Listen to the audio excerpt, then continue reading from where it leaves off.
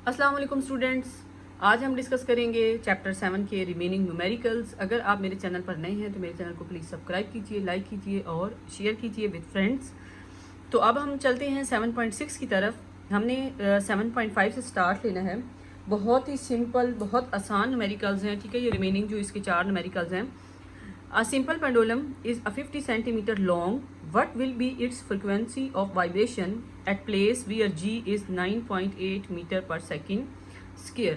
इस तरह का सवाल तो आपने में भी मैट्रिक में भी किया हो कि एक सिंपल पेंडुलम है, उसकी लेंथ दी गई है, उसकी फ्रिक्वेंसी पूछी गई है और आपसे कहा गया है कि ग्रेविटेशनल कांस्टेंट भी दिया गया है। तो सिंपल हमारे पास फार्मूला कौन सा इस्तेमाल होगा?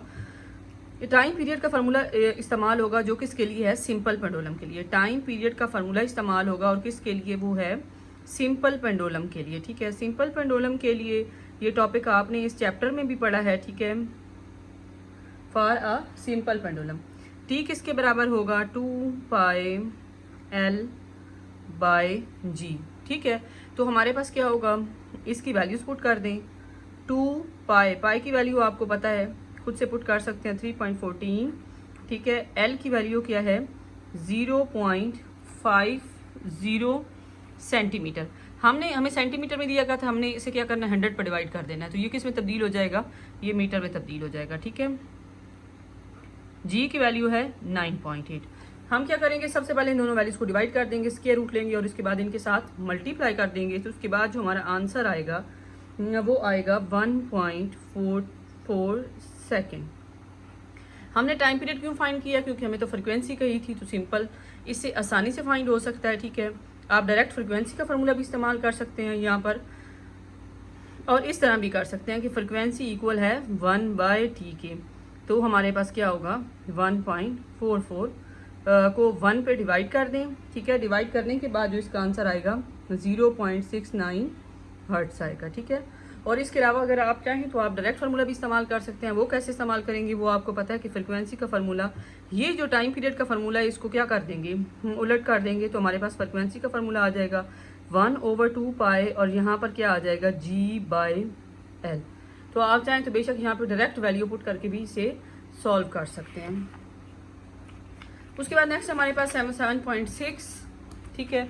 7.6 में a block of mass 1.6 kg is attach to a spring with a spring constant 1000 newton per metre. हमारे पास सिंपल ही आपने टॉपिक पढ़ा है, ठीक है। सबसे पहला टॉपिक है इस चैप्टर का और मैट्रिक में भी पढ़ चुके हैं कि हमने क्या किया। सिंपल ये स्प्रिंग अटैच है, स्प्रिंग के साथ हमारे पास एक मैस अटैच है, ये उसकी मेन पोजीशन है, ठीक है। और हमारे पास इस मैस का, इस ऑब्जेक्ट का मैस कितना है? 1.6 है। और इस स्प्रिंग का जो कॉन्स्टेंट है के, स्प्रिंग कांस्टेंट, वो 1000 न्यूटन पर मीटर है, ठीक है। जिस तरह से डायग्राम को वो कहता है दिखाया गया है आगे है, the spring is compressed through a distance of, मतलब आपने क्या करना है? इस स्प्रिंग को पकड़ के इस साइड पर कंप्रेस कर देना है, ठीक है। कंप्रेस करके छोड़ेंगे तो आपको पता है ये वाइब्रेट करेगा अपनी मेन पोजीशन के गिर्द। The spring is compressed through a distance of 2 centimetre, ठीक है। And the block is release from rest. तो आप ब्लॉक को छोड़ देंगे तो आपको पता है ये क्या करेगा? मेन पोजीशन के गिर्द क्या करेगा? वाइब्रेट करेगा। Calculate the velocity of the block as it passes through the equilibrium position. ये जो पोजीशन है इसको इक्विलिब्रियम पोजीशन कहते हैं, जिसमें वो ब्लॉक रेस्ट पे पड़ा था, ठीक है। अगर वो कहता है कि इस पॉइंट पर जाके आप जब वो इस पॉइंट से गुजरने लगे तो इसकी क्या फाइंड करें? वेलोसिटी फाइंड करें। If the surface is frictionless, ठीक है। तो हमने क्या करना है कि हमने सिंपल इसे मूव करवाना है और ये तमाम वैल्यूज़ नोट कर लेनी है। वैल्यूज़ हमारे पास कौन कौन सी आएंगी? सबसे पहले मैस है 1.6 kg, ठीक है। के हमें दिया गया है 1000, ठीक है। और एक्स नॉट मैक्सिमम जो उसका डिस्प्लेसमेंट है वो कितना है? 2 सेंटीमीटर, ठीक है। और उसके बाद वेलोसिटी फाइंड करनी है। तो आपको इसका फार्मूला बहुत अच्छे से पता है कि मैक्सिमम वेलोसिटी के लिए जो फार्मूला है, या आप ये वाला फार्मूला इस्तेमाल कर सकते हैं। V0 इक्वल है k/, क्योंकि हमने V0 करना है तो V0 के लिए आपको पता है V0 कब होगा, मैं आपको डिटेल में समझा देती हूँ। तो V0 हमारे पास तब होगा जब x², जब हमारे पास x 0 होगा। जब हमारे पास x क्या होगा? 0 होगा तो हमारे पास V0 आ जाएगा k/m x0 का स्क्वायर, ये 0 हो जाएगा, ठीक है। तो हमारे पास क्या बच गया? k/m x0 का स्क्वायर। x स्क्वायर वैसे भी बाहर आ जाएगा, क्योंकि उसके पास स्क्वायर रूट ख़त्म हो जाएगा, और के बाय एम। आप चाहें तो डायरेक्ट ये वाला फार्मूला अगर आपको ज़बानी याद रहता है तो आप ये छोटा सा फार्मूला याद रख लेंगे, नहीं ज़बानी याद रहता तो कोई मसला नहीं। आप इस तरह से याद रखें कि मैक्सिमम वेलोसिटी तब होगी जब डिस्प्लेसमेंट क्या होगा, 0 होगा। अब वैल्यूज़ पुट करते हैं। वैल्यूज़ हमारी डायरेक्ट सारी वैल्यूज़ दी गई हैं, ठीक है। 0.02, ठीक है। के हमें क्या दिया गया है, 1000, ठीक है। और एम क्या है, 1.6। सिंपल इन वैल्यूज़ को डिवाइड करेंगे, स्क्वायर रूट लेंगे और इसके साथ क्या कर देंगे, मल्टीप्लाई कर देंगे, तो हमारे पास जो आंसर आ जाएगा वो क्या आएगा, 0.50 मीटर पर सेकेंड। तो ये हमारे पास आ गई मैक्सिमम वेलोसिटी। अब क्वेश्चन देखने में बहुत बड़ा लग रहा था और बच्चे इसको छोड़ भी देंगे कि ये बहुत बड़ी स्टेटमेंट है, हमने नहीं करना, बल्कि आपको तमाम क्वेश्चंस को ट्राई करें ताकि एग्जाम में आपको कोई क्वेश्चन स्किप नहीं होना चाहिए। हम चलते हैं 7.7 की तरफ। 7.7 में हमारे पास है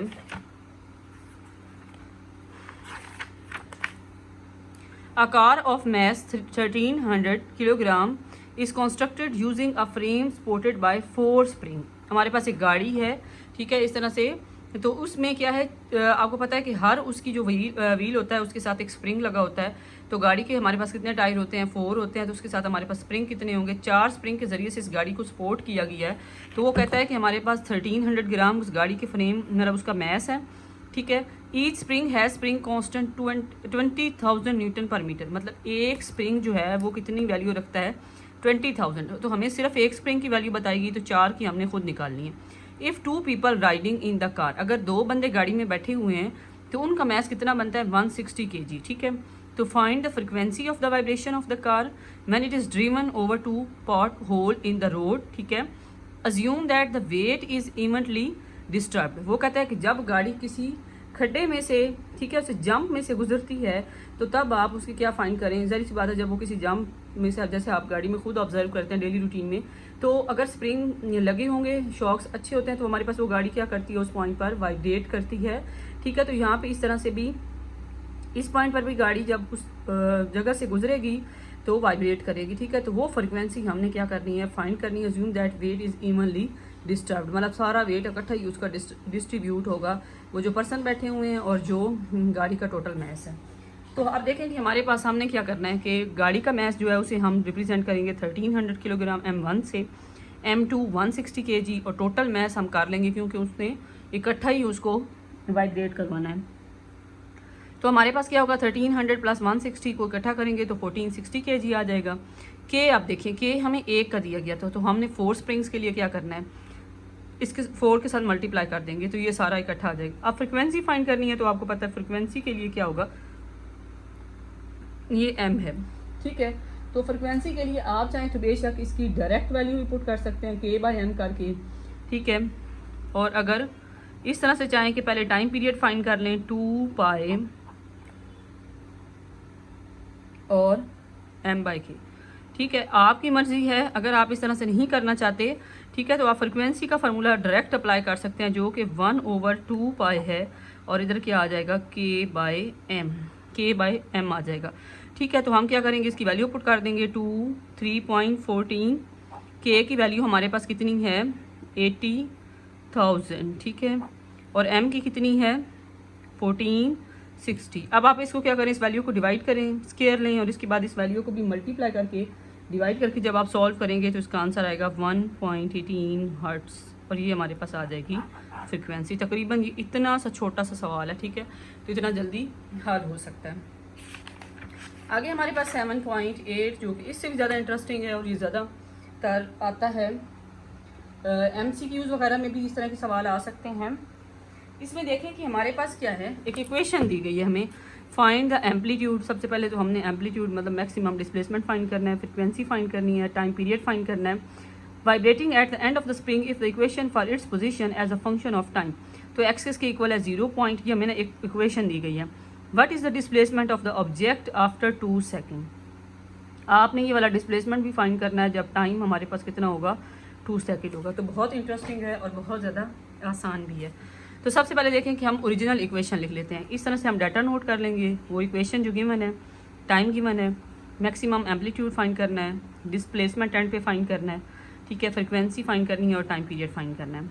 तो सबसे पहले देखें कि हमारे पास, हम सबसे पहले ओरिजिनल इक्वेशन लिखते हैं। जो हमने बुक में पढ़ी है, x not cos omega T. इस इक्वेशन को इक्वेशन नंबर 1 कह दें। और जो हमें गिवन है वो हमारे पास है π/8 टी। इन दोनों को कंपेयरिंग इक्वेशन 1 एंड 2, ठीक है। तो क्या होगा, यहाँ पे देखें एक्स को एक्स के साथ कंपेयर किया, एक्स नॉट को यहाँ पर क्या गिवन है, एक्स नॉट इक्वल है 0.25। बहुत आसान हो गया, डायरेक्ट एक्स नॉट की वैल्यू आ गई। कॉस को कॉस से, ओमेगा की जगह पे क्या गिवन है π/8 और टी को टी से, तो π/8 गिवन है। आपको पता है ओमेगा किसके बराबर है, 2πf की, ठीक है। और अगर आप चाहें तो इसकी जगह ओमेगा की जगह ये वैल्यू पुट कर देंगे, इन दोनों इक्वेशंस को कंपेयर कर दें, इसको और इसके साथ। तो यहाँ पे क्या आ जाएगा 2πf, π/8, पाई से कट गया, फ्रिक्वेंसी की वैल्यू कितनी आ गई, 2 को 8 से मल्टीप्लाई करें तो 2 बार हमारे पास क्या होगा 16, ठीक है। तो ये हमारे पास 16 आ गया, 1/16 हर्ट्स फ्रिक्वेंसी। टाइम पीरियड किसके बराबर होगा, आपको अच्छे से पता है कि टाइम पीरियड के लिए हम क्या करेंगे, यहाँ पे देखें कि टाइम पीरियड के लिए सिंपल हम वही फार्मूला इस्तेमाल करेंगे जो हमने पीछे किया था कि 1/f कर दें तो वो किसके बराबर होता है, टाइम की। तो यहाँ पे 1/16 है, तो ये ऊपर जाके क्या हो जाएगा, मल्टीप्लाई हो जाएगा, तो 16 सेकेंड इसका टाइम आ जाएगा, ठीक है। तो हमारे तकरीबन कितने सवाल हल हो गए, एक्स नॉट पता चल गया, एफ पता चल गया, टाइम पता चल गया, हमारा रहता है एक्स फाइंड करना। दोबारा से ओरिजिनल फार्मूला लिखेंगे, एक्स इक्वल है 0.25 कॉस π/8 इंटू टी। टी की वैल्यू उसने हमें दी है 2 सेकेंड, वो पुट कर देंगे। और सिंपल इसका सबसे पहले एंगल फाइंड कर लेंगे, π/8 इंटू 2, ठीक है। 2 4s आर, इस तरह से 0.25 कॉस π/4। आप डायरेक्ट इसकी वैल्यू पुट कर सकते हैं, π/4 पे आता है, आपको पता है पाई किसके बराबर होता है 180 के, इसकी जगह पे 180 पुट कर दें, 0.25। अब इसको कभी डिवाइड करें तो हमारे पास आंसर आता है 45। आपको पता है कॉस 45 के कितने पे होता है, 0.25 कॉस 45 पे होता है 1/√2। सिंपल इस वैल्यू को इस पर डिवाइड कर दें तो आपके पास क्या आ जाएगा, आंसर आ जाएगा जो कि है 0.18 मीटर। तो चैप्टर 7 के न्यूमेरिकल सबसे पूरी बुक में से सबसे ज़्यादा आसान है, ठीक है। तो आपने इनको अच्छे से करना है, अच्छे से ध्यान से वीडियो को देखें, कोई भी मसला है तो आप कमेंट कर सकते हैं। ओके जी, अल्लाह हाफिज़।